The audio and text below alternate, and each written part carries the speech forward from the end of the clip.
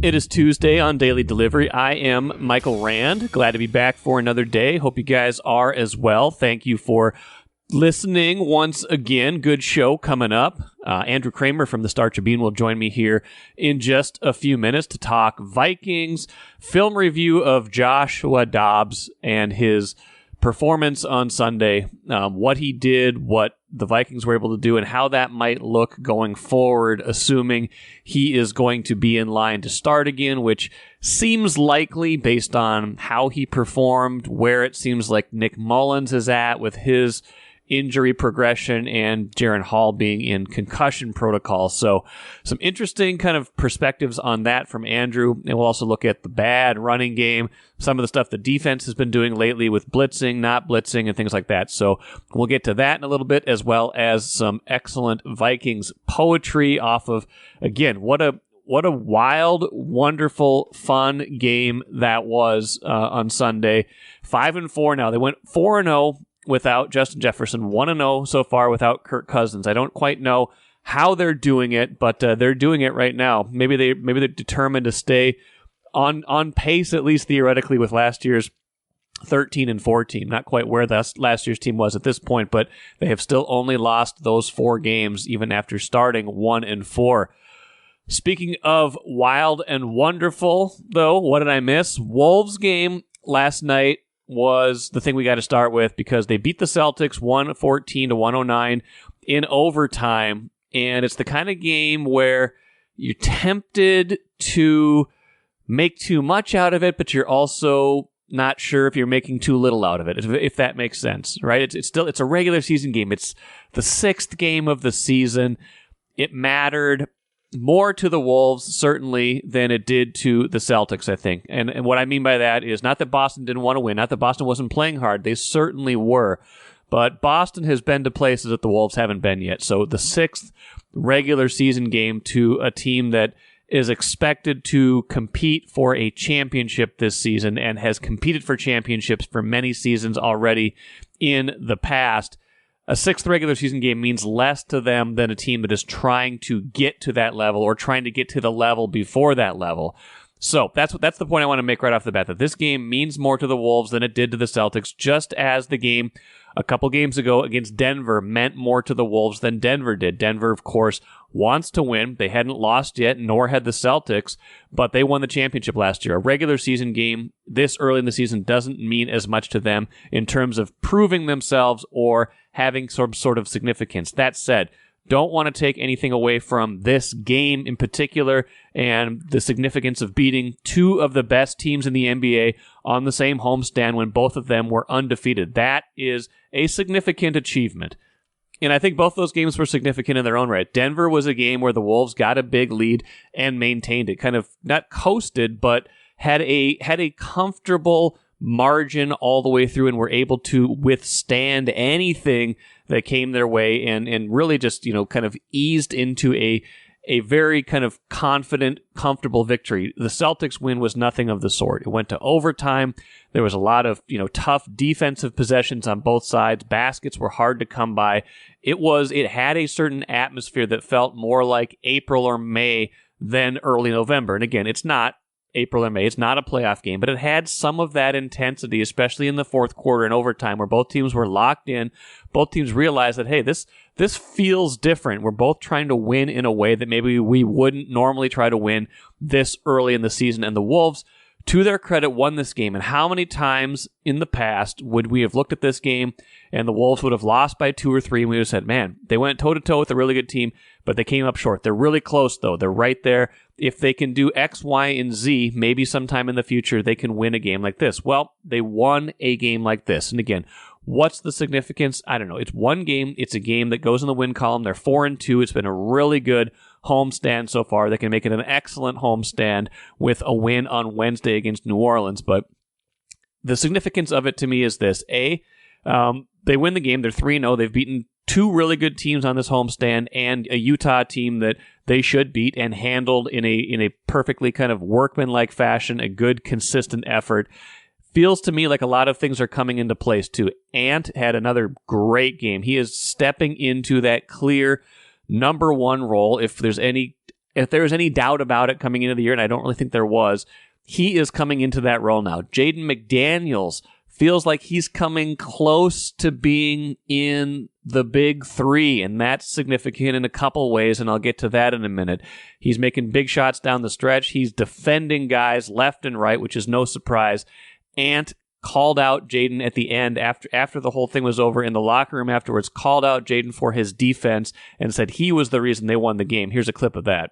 You might think I'm trying to be funny, but Jaden McDaniels, I'm not really trying to be funny. I mean, like, show me a clip where he got scored on, like, in a one-on-one situation. They ISO'd him maybe like 10 times in the fourth, and nobody scored on him. So he was the reason we won that game. And he hit like 3-4 big shots in the fourth, 2 in overtime. Like, we don't win that game if he's not playing. So McDaniels played great defense, made a ton of big shots in the fourth quarter and overtime after a tough start. Rudy Gobert, terrible night at the free throw line, but was all over the place on defense. The Wolves had a great defensive rating again, under 100 once again. That has been their calling card this year, and Boston was the number one offense in the league coming into this game. So that is a big deal. So you have that rolling. Mike Conley Jr. kind of getting them the minutes that he needs to kind of slow them down, settle them down. So you have almost everybody in the starting lineup going well. You have a lot of good bench contributions from Naz Reid, from Kyle Anderson, guys like that, the guys you come to expect. Now, the downside, the elephant in the room right now is still this. Karl-Anthony Towns has been inconsistent is the nicest way to put it this year. He had a good game the other day against Utah. That was one of his better games in the year, but otherwise he's had a hard time getting this going. In this game, 7 points and 7 turnovers, fouls out in overtime. The Wolves immediately go on a run as soon as he is off the court. As soon as he fouls out in overtime, they go on a run that puts the game away. Ant goes on a run almost by himself with those 6 points that puts the game away. That is interesting to me. He is the elephant in the room right now, the 7-foot elephant in the room right now. At what point does he go from being a complementary piece, at least, to the weight that is holding you down? And I don't think we're there yet. This is just one game. Again, we don't want to blow one game out of proportion, but I didn't like his body language at all in that game. I didn't like the way he looked like he was lost, the way he couldn't even really get into the team flow of things in a lot of cases. That was a really disappointing game from that standpoint. It made me wonder how close this is to being a team that doesn't even need him as much as we would have thought, a year ago, 2 years ago when he was hurt. Are they evolving into a team that doesn't need him as much? And at that point, that will make considering a cat trade, which they might need to do for salary cap purposes anyway, that might make it easier to think about that. Now, in the meantime, though, what is he doing to his trade value along the way? And again, he's going to have better games. This is just one game, but what is his relative value versus what he is doing for the team right now? That is a big disappointment. The other interesting development in this game, Shake Milton plays just 3 minutes in this game, has a 3 trillion in the box score, 3 followed by 12 zeros. Didn't do a single thing in this game except he was a -8. Jordan McLaughlin actually got a decent little run, got at least a rotation through and looked a lot better. I wonder if there will be a change in the backup point guard minutes or if they're just trying to get Milton going at some point. That will be interesting to watch too. But that's a nitpick. The cat thing's a bigger thing, but maybe just a one-off or something where you're like, okay, 10 games from now after he's had a hot streak, we're not worrying about this. I don't know, but I'm concerned about that. But the bigger picture is still that this is a team. And hesitated. He didn't say they've turned a corner. I've been guilty of that before too. I've been guilty of prematurely saying this team has turned a corner. I've been called out on that a few times, so I'm not saying they've done that either. But I will say this team feels a little bit different right now in the way they're handling it, approaching it. Chris Finch wants them do it again, do it again, do it again. I agree with that. They haven't done anything yet. This was Game 6, but you'd much rather win it than lose it. Couple other things quick before we get to the football talk on the show. It's going to be a long show today. I can already feel it. Before we get to the football talk, Bally Sports is going to be the home of the Timberwolves and the Wild for at least the rest of this season, it sounds like. Sports Business Journal reporting that the NBA and Diamond Sports have agreed to a 1-year deal, essentially, like to keep the all the NBA teams on Diamond Sports through the rest of this season. But as part of that, the last paragraph of the story at Sports Business Journal says, after this season, the deal has the NBA reclaiming the rights to the 15 teams that have deals with Bally Sports. The teams could work out new deals with the Diamond Sports owned RSNs at that point. So basically, this makes it so whatever the length of your deal was, they are all now essentially synced up. They are all done at the end of the year. Doesn't mean that there won't be any teams owned by Diamond Sports on Bally Sports after this season, but it does mean that all the NBA teams have the possibility, have the right to go to a different kind of platform, that the rights revert back to the NBA after this season. That's significant because the Wolves deal has multiple years left on it. Will they stick with Sinclair? Will they stick with Bally? I don't know. The Wild, same thing. They're on a multi-year deal as well. It sounds like the NHL is going to cut a similar deal to have their rights go through the end of this season, according to this piece in Sports Business Journal. So an update there. Sounds like not a surprise to me based on the way things were going. They're already in season, that this would be the solution for this year. But beyond this season, it does feel like we're headed for something different for some teams, or maybe all teams. I don't know what the NBA has cooked up, but I think it's interesting to see what they've got cooked up. And this essentially means that all teams could make a different decision after this season, which in this market is particularly interesting because we know the Twins deal is up already, that deal expired, that 12-year deal expired. So all of these teams essentially could have rights going in a different place starting, with the 2024 seasons in all three of those sports. So that to me is interesting. What will that look like beyond this year? We will have to see. Got to mention too, Gopher basketball men's team opens the season Monday with an 80-60 win over Bethune-Cookman. Pretty standard stuff. A 20-point win over a lower division team, a low D1 team. That's a good tune-up. Get some confidence going. Dawson Garcia looked good. Some of the newcomers look good. Not going to get too excited about this game or analyze it too much. It was kind of fill in your score game, even for a lower half of the Big Ten kind of team like the Gophers. But hey, I think they'll take wins in any form they come after the way it's been going these past couple seasons, and maybe they can build on that. And speaking of the Gophers, Kent Youngblood will join me on Wednesday's show to preview the women's team. Interesting year coming up. Dawn Plitzowite taking over as head coach. A lot of talent coming back. Plenty of interest in that team and where they can go with some of that talent. So Kent will join me on Wednesday's show to talk about the season ahead and the debut of that team starting on Wednesday. Grand Casino would like to take a moment and salute the true football fan.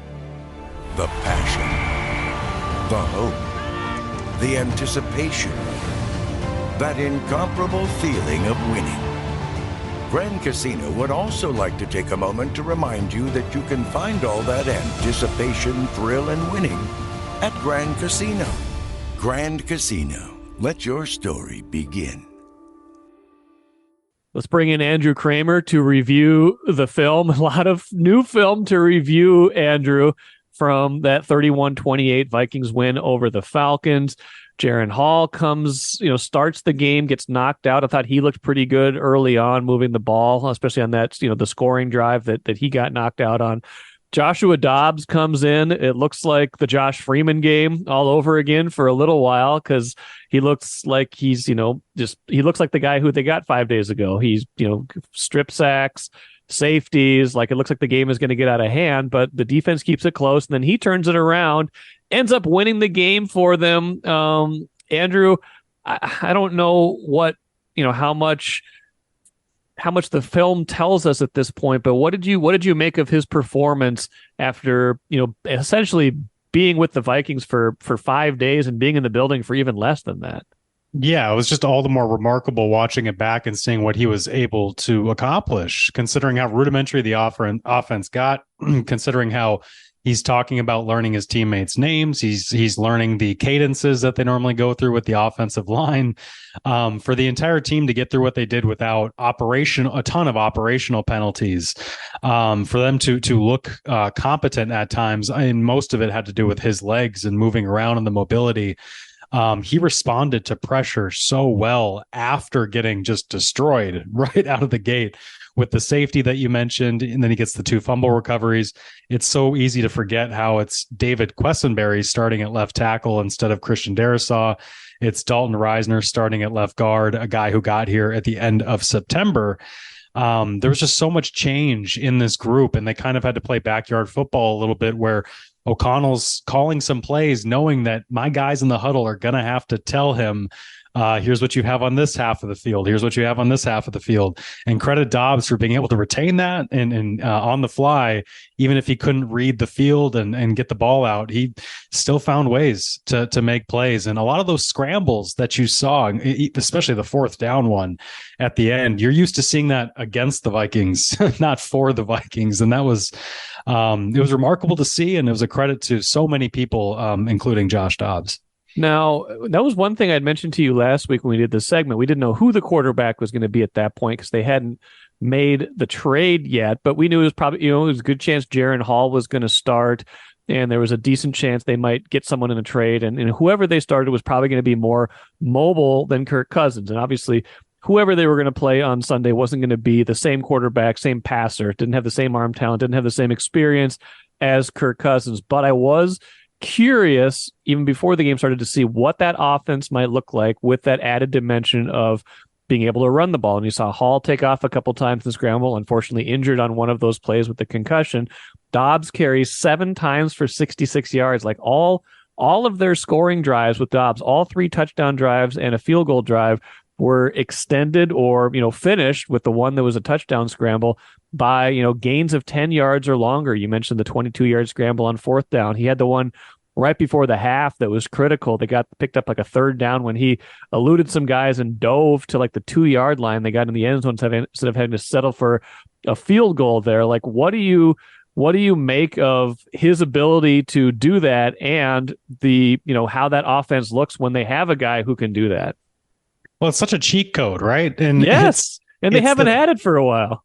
It's the thing when you're playing Madden, anybody who grew up playing Madden, if you pick the mobile quarterback, you're always going to have a way out no matter what breaks down. And that's kind of what happened here. And Brian Flores has talked about this from a defensive perspective. And we've all kind of raised our eyebrows as Kirk Cousins leads this team, albeit, very well in his own way.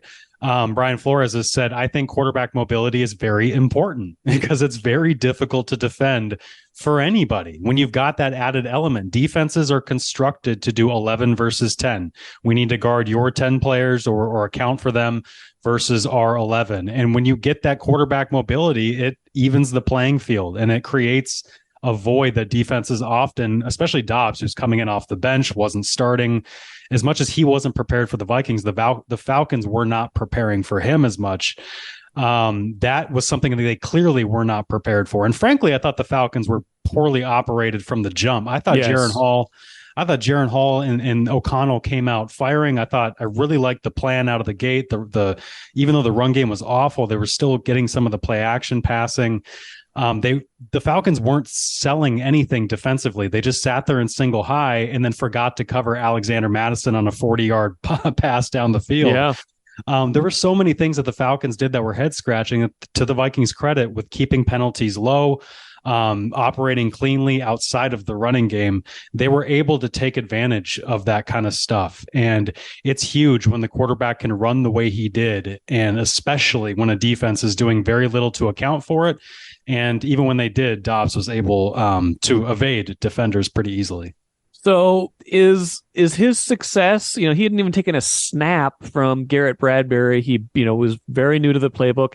Is his success a testament to how much they were able to get him prepared this week and on Sunday? Or is it a testament to the fact that, man, maybe a lot of this fancy stuff is overblown and all you really need to do is just go out there and play sometimes? Because, I can see it both ways. Yeah, why do we need training camp, right? Not training camp, but like why, do they make this sound more complicated than it really is sometimes?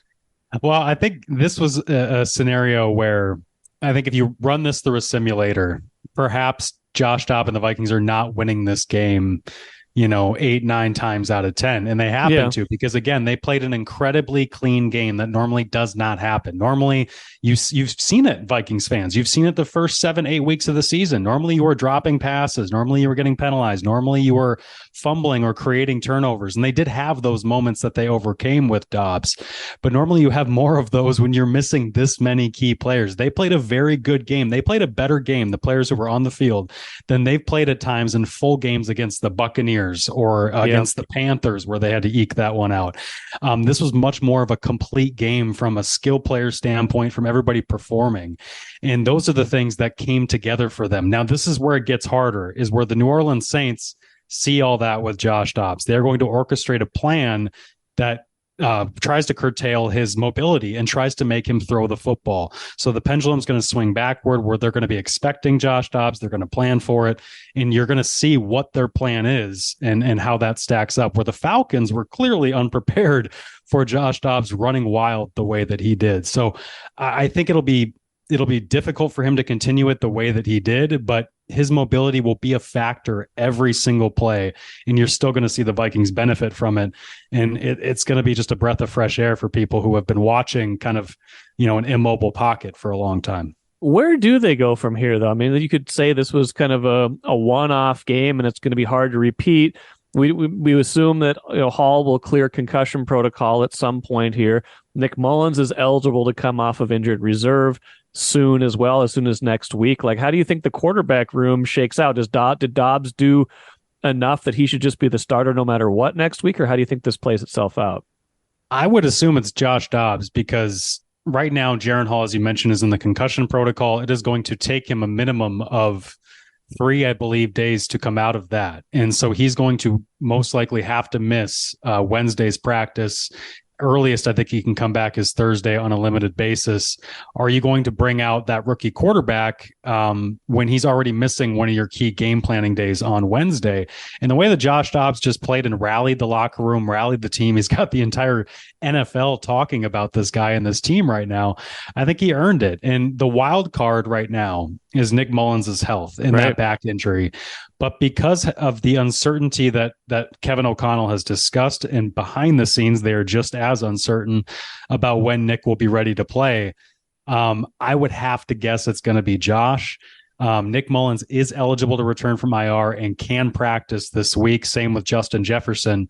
Although Kevin O'Connell said as recently as last Friday, I'm not sure if either will be able to practice this upcoming week. So the guess right now is that it's going to be Dobbs. And I think you can't understate the impact on the locker room and the rallying effect that a win like that really does have.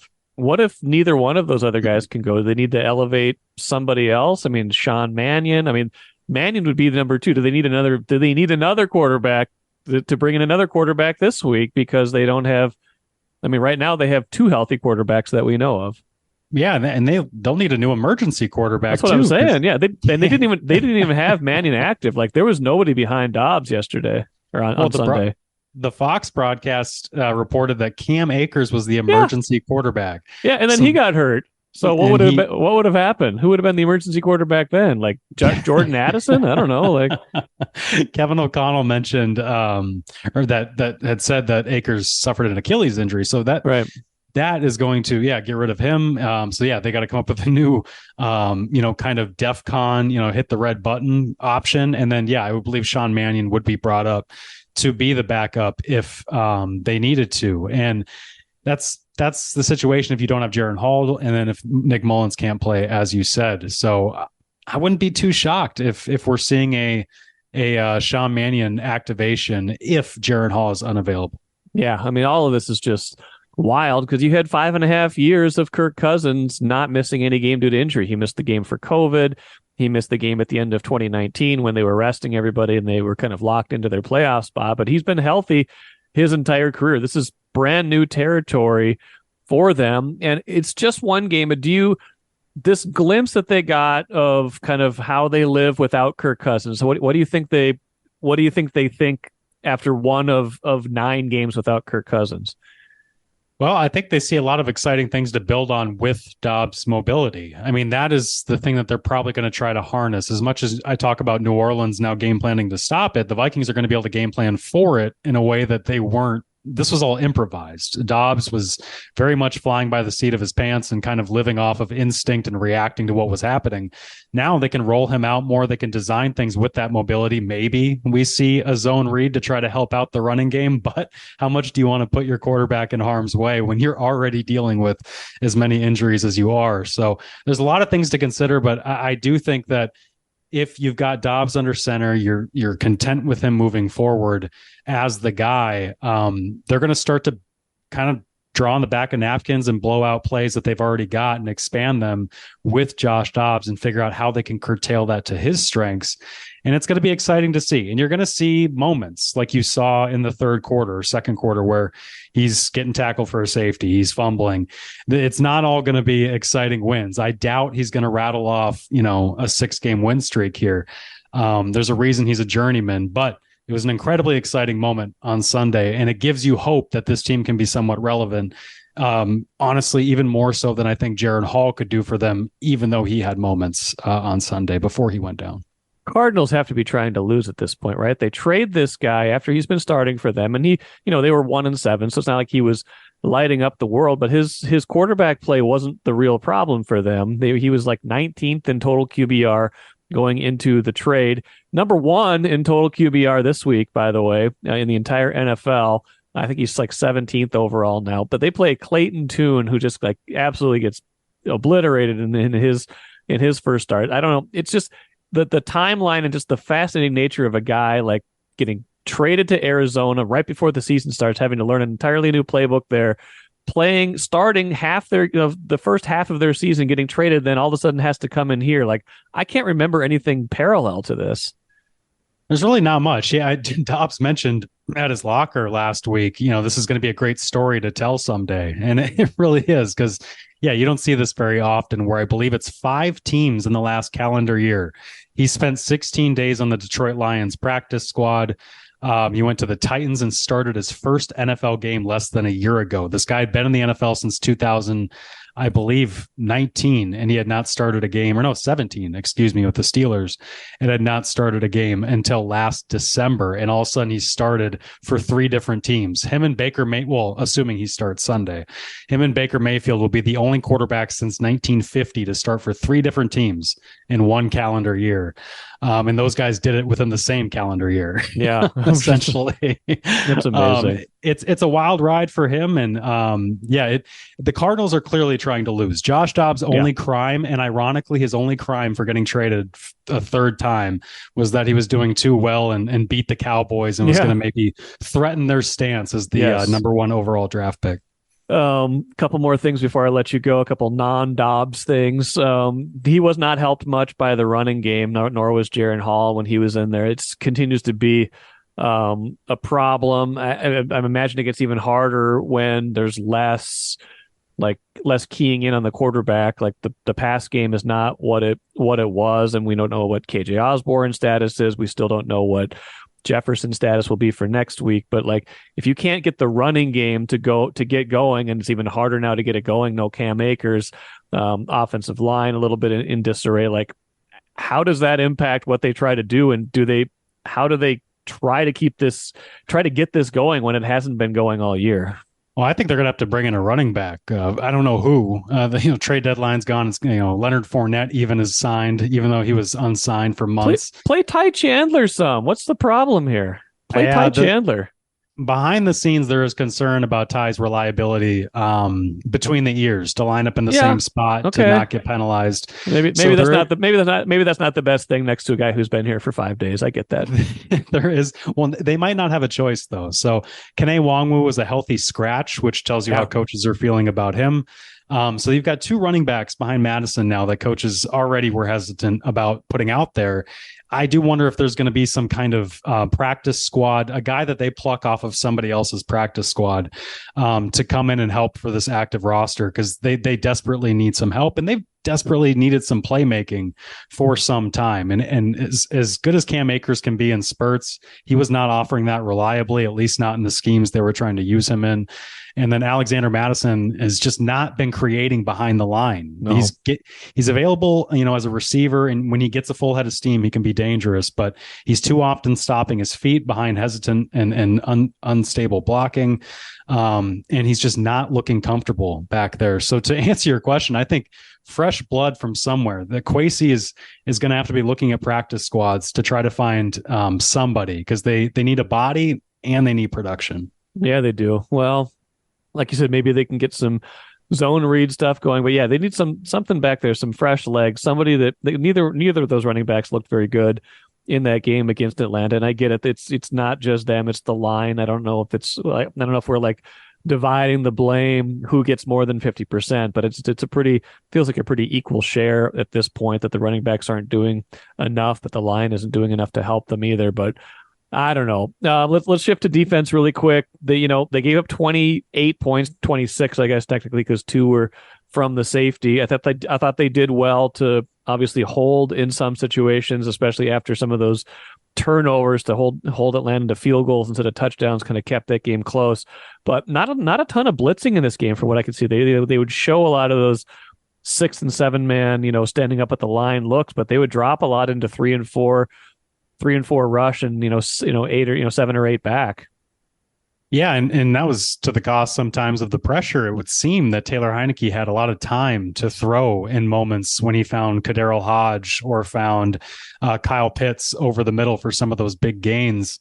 It seemed like they kind of brought over a little bit of the Jordan Love game plan of, we're not too scared of you, so we're going to put guys more in coverage. And I saw an interesting stat that the Vikings actually lead the NFL in disparity between 3-man, 4-man, and 5-man rushes, which means that typically an NFL team is doing 4-man rushes or more, and the Vikings are doing a ton of 3-man. They're mixing it up with a ton of 5+ in terms of blitzing, and they're really doing very little standard 4-man rushing. And so they're trying to keep offenses guessing whether they're dropping a ton into coverage, which you'll hear called like the drop 8, which is just the 3-man rush, or the blitzing. And they're really trying to be kind of varied in that sense. And Brian Flores mentioned earlier before this game, I think opposing offenses are picking up on how much we like to blitz. Well, you don't say. Yeah. I think he's trying to mix it up a little bit, change up their tendencies. And he probably viewed Atlanta as an opponent and Heineke as an opponent that he could do that against.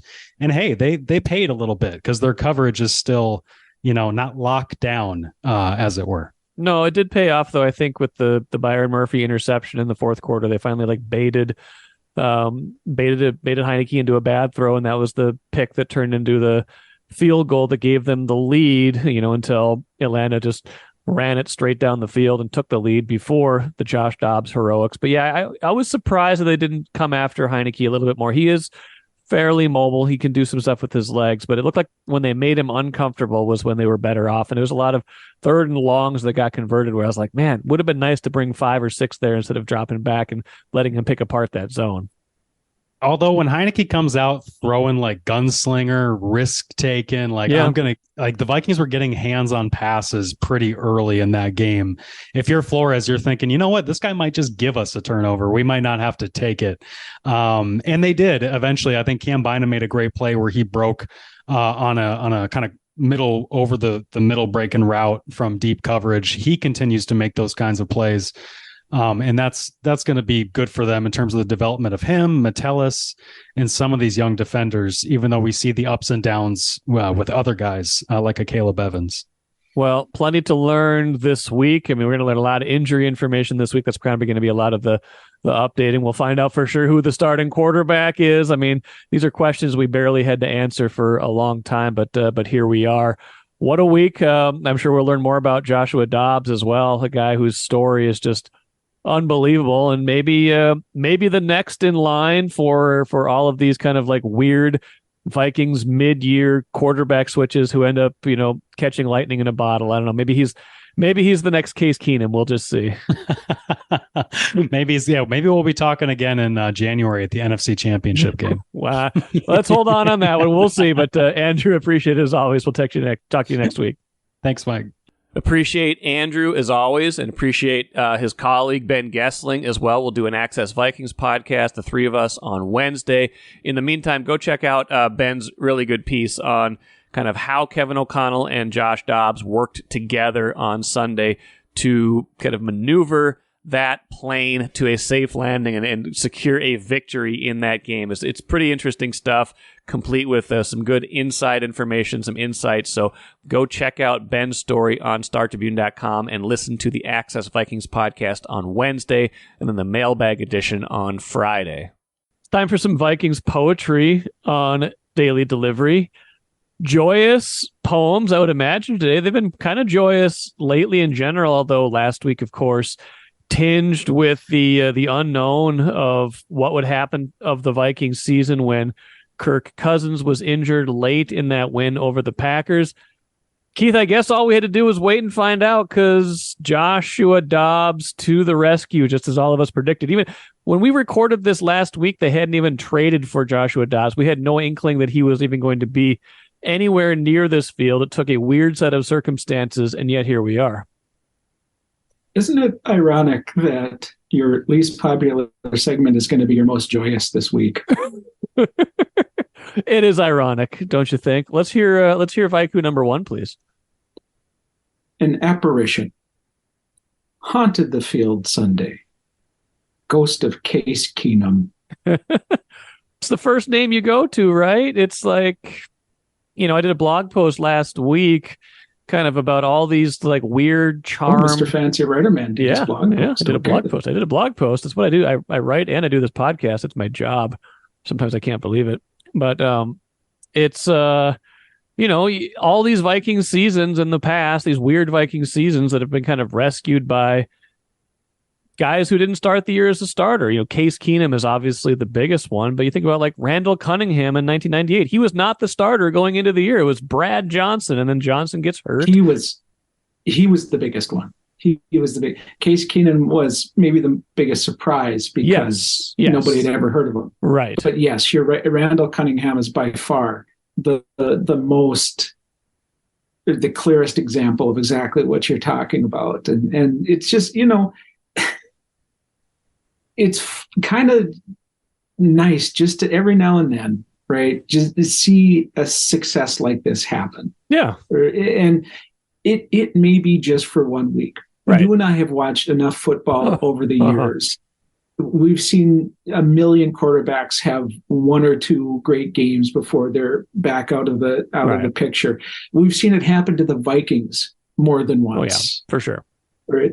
So this could be nothing. This could be a blip. Could be just something that we all forget about soon enough. But for the time being, in this goofy, stupid, dumb, ridiculous season, you may as well enjoy what that was on Sunday. 4-0 without Justin Jefferson. I don't think a lot of us would have predicted that the way the season started. But yeah, it was a fun game. It was one of the more entertaining Vikings games just for a while, just because not only I know they played a bunch of weird, fun games last year, but this one just had the element of I have no idea what's going to happen next, because I have no idea what this quarterback can do, because he doesn't know what he can do. Well, it became fun, right? But it's not like he came out guns a-blazing, right? It was a safety and a couple fumbles early, yeah. It took about 2.5 quarters to warm up a little bit there. So I wouldn't call it 3 hours of pure joy. No. But the way that it turned around, it made it worthwhile in the long run.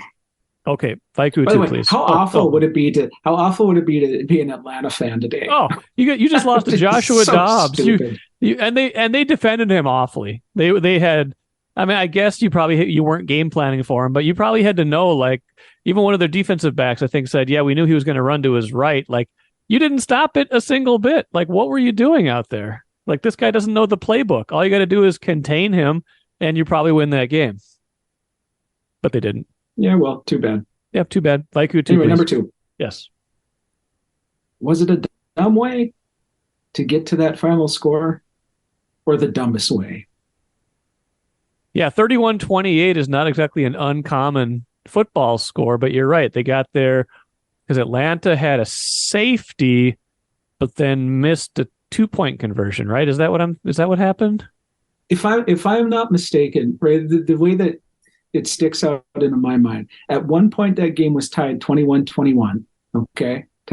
Regular normal football score, 21-21, and only 3 touchdowns had been scored. Right. Which is just the safety, the 2-point conversion, the myriad of field goals, just the ridiculousness. It was, I mean, it's not the absolute dumbest way to get to a normal score. But at one point it was 5-3. It was 5-3. You don't see that 5-3 after Dobbs got sacked in the end zone, and you're like, It kind of reminded me of the Josh Freeman game at the beginning, which guy coming in cold, and then it wasn't. But yeah, 5-3 was a weird score. I love how safeties just make things weird, especially early on. Like when a game is like 2-0 early, or 3-2, or like 5-3 in this game. It's just silly. But we did not have a scoreagami in this game because it ended up being a pretty common score. Yep. Okay, number 3, please. Joyous victory helped significantly by a foot through the door. Oh, this is a callback to Taylor Heineke, isn't it? It most certainly is. He he seems to be at just a half a notch below truly competent. Yeah, like almost there, almost someone that you can kind of sort of trust, but just that half step below. And maybe it's because he's the type of guy who enjoys a few too many and starts kicking things around. Right. Yeah, we don't know what happened that night, but we do know that he's made a long career out of this. But you're right, we definitely don't know what happened that night. We don't know exactly what happened that night, but it was that started a whole chain of events too. By the way, because that was the 2016 season where he's out and they end up trading for Bradford after Teddy gets hurt, but. Anyway, he ends up having a nice long career as a backup, but you're right. I think the problem with Taylor Heineke is that he wants to be a gunslinger, and he just isn't quite good enough to be a gunslinger. So the things he does well don't quite compensate enough for the fact that the things he does well get him into trouble a little bit too much. So he's going to throw those crushing interceptions like he did the other day, or he's just not going to quite rise to that level. Well, they mentioned on the broadcast more than once that he plays every play like it's his last, right? Yeah. Every play. And, I'm not sure that's an effective strategy to win a football game. Yeah. If it were my last play, I would fling it down the field as far as I could every single time. Right. Well, that would be the entire game plan. He was the quarterback with Washington last year when the ball should have been picked off by like 3 different guys, but then Bynum collides with the ref and Washington ends up catching the pass for the long touchdown. The Vikings still won that game, but like that was the Taylor Heineke experience wrapped up in one play. Right. He's sort of Brett Favre without the talent or the fraud allegations. Or the giant cell phone picture from 1992. Yeah. Okay. Number 4, please. A team with some heart. Inspirational to watch. Unlike the Gophers. I knew where you're going. Like we've been doing these long enough that I knew where you were going with that. It was like the exact opposite of the Gophers game is, of course, right? It's like the backup quarterback leads the Vikings to victory in the final minute, whereas the Gophers get beat by the backup quarterback. And man, I don't know, like just this team is not a good Gopher team, or not a great Gopher team. They're an okay team, but if not now, when? Right? Like you're going into the belly of the real Big Ten next year. You have a chance this year, even though you've already lost Northwestern, you've got a chance to win the Big Ten West. Nobody is good in the Big Ten West. All you got to do is beat Illinois, beat Purdue, and beat Wisconsin, and you're probably going to be Big Ten West champs, and they can't even do that. Well, a couple things about that. The first is not only is this your least popular segment, but apparently it's getting stale since you can predict what's going to happen from here on out. But secondly, is it possible that the Gophers are even more Vikings than the Vikings?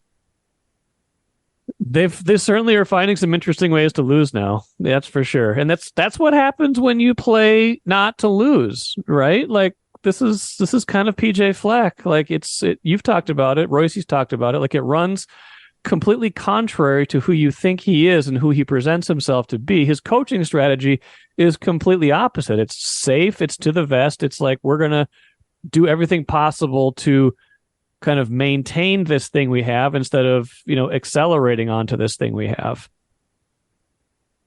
Well, and the whole Big Ten is going to change radically next year, as you talked about. Yeah.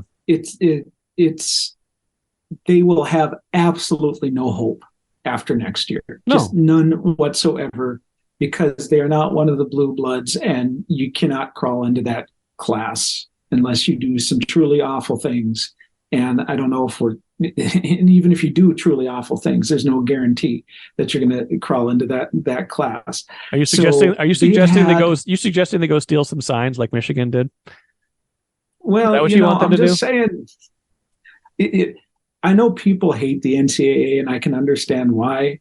But when you take a step back and really think about how they are having to try to regulate sociopaths, right? Because there's no football coach on planet Earth who's a normal, regular human being. Yeah. Right. These people are not right. They're not who you want to have as neighbors.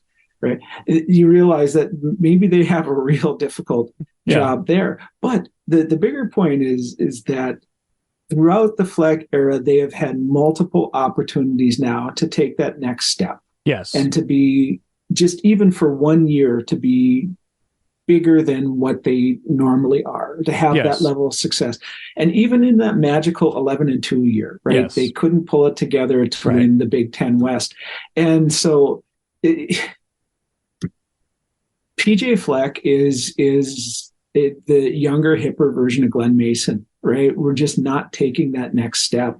And it's hard because the program has a level of competency that has not been what they've normally had over the last 40 years or so. Right. But they're more Vikings than the Vikings, right? They will disappoint. You will get the occasional Josh Dobbs game with the Vikings. You will get the occasional trip to the NFC Championship game. Every single time there's an opportunity to win the Big Ten West, to take that next step, to win a game that will help really propel them to where you want them to be, even just for 1 year. Yeah. It never happens. And probably never will. We really killed the joy, didn't we? Yeah. Josh Dobbs. I got it back. Man, these next 8 games for the Vikings are going to be really interesting, aren't they? To see what they piece together at quarterback, see how that looks. Not just influencing how the rest of this year goes, but probably how they think about the quarterback position going into 2024. I mean, if Dobbs keeps playing well, and again, that's a big if. This was just one game. Adrenaline's going. They're kind of making stuff up on the fly. The Falcons didn't really do a great job defending it. But if he proves to be serviceable and they win some games with him, that probably changes a little bit of how they look at quarterback going forward. So that's what I'm going to be watching this year. What does this look like this year, and what does this look like going forward, and how does that influence the decisions they have to make on Kirk Cousins, drafting quarterbacks, things like that in 2024 and beyond? Let's finish with the cooler. Love this. A listener noticed that I had kind of a funny comment with Royce on Monday. I was kind of musing about the Northwestern versus Iowa game that was at Wrigley Field over the weekend, where Iowa football beat Northwestern 10-7. I was joking with Royce. I said, I wonder how many times the Cubs outscored the Cubs and their opponent outscored the Hawkeyes and Northwestern in baseball over this past season in the football game.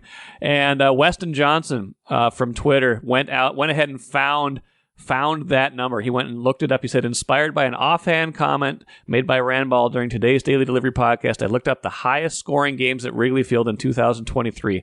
Iowa versus Northwestern ranks 7th highest for the whole year. And they say Big Ten West teams can't score.